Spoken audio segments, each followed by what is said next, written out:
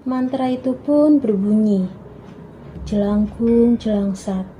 Di sini ada pesta, pesta kecil-kecilan.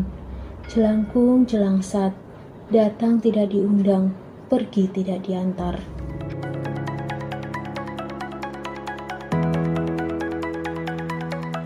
Kembali lagi di channel Bercerita. Kali ini kita akan bercerita tentang asal mula permainan jelangkung. Tonton sampai habis ya.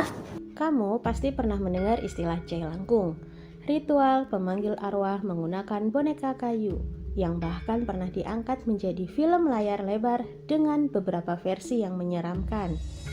Asal mula jelangkung.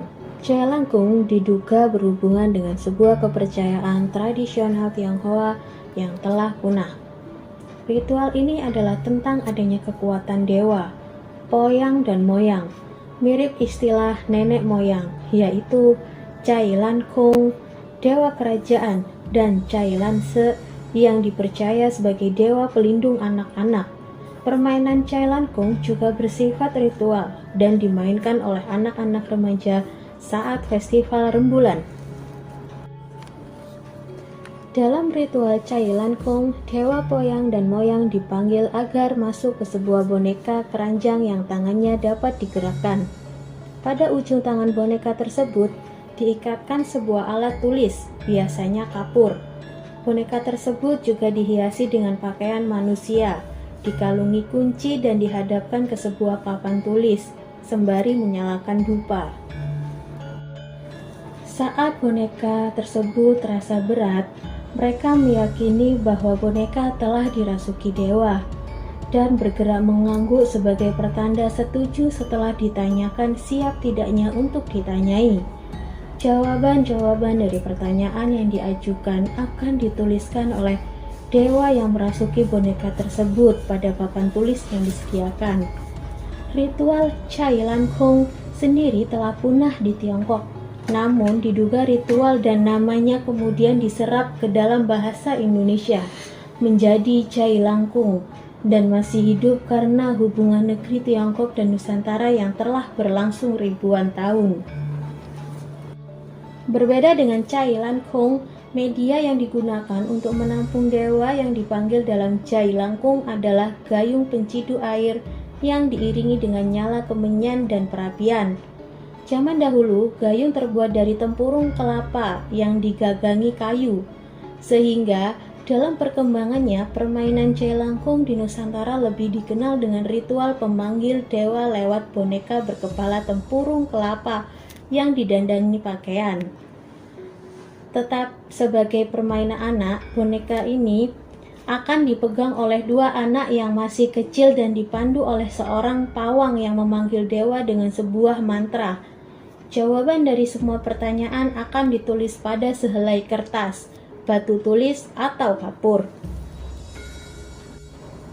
Ritual ini dalam perkembangannya di Indonesia mulai digunakan untuk hal-hal selain permainan belaka, seperti untuk mencari informasi tentang diagnosa penyakit dan pengobatannya oleh praktisi kesehatan non-konvensional.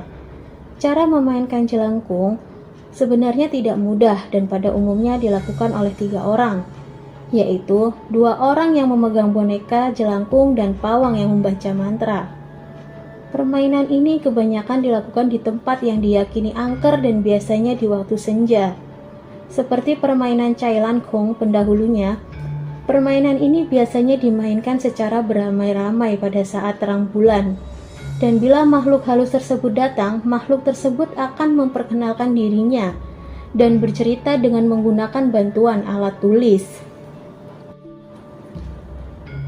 Pertanyaan-pertanyaan yang diajukan sangat beraneka ragam, seperti nama makhluk tersebut, tahun berapa meninggal, dan penyebab meninggal.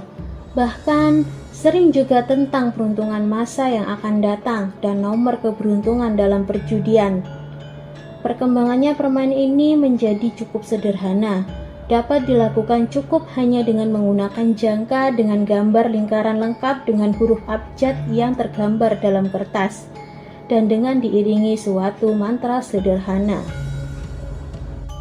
Mantra itu pun berbunyi, jelangkung jelangsat. Di sini ada pesta, pesta kecil-kecilan, jelangkung jelangsat, datang tidak diundang, pergi tidak diantar. Kata-kata tersebut diucapkan berkali-kali, dan setelah makhluk halus diyakini sudah masuk ke dalam boneka, maka pemain dapat bertanya apapun yang mereka mau. Pertanyaan tersebut akan dijawab dengan alat tulis yang diikat di bawah boneka tersebut. Karena sifatnya yang berupa ritual yang memanggil dan berkomunikasi dengan makhluk halus, permainan jalangkung yang awalnya sekedar permainan kemudian berkembang memunculkan mitos-mitos hantu atau kesurupan sebagai imbas untuk orang yang memainkan permainan ini. Mitos tersebut umumnya adalah bila permainan ini diakhiri tanpa melepas atau berpamitan dengan makhluk halus yang masuk ke dalam boneka, makhluk halus tersebut dapat menjadi marah dan dapat membuat masalah untuk para pemanggilnya. Sekian cerita asal mula Jailangkung. Untuk mengetahui cerita-cerita atau peristiwa-peristiwa misteri lainnya, jangan lupa like, comment, dan subscribe. Terima kasih.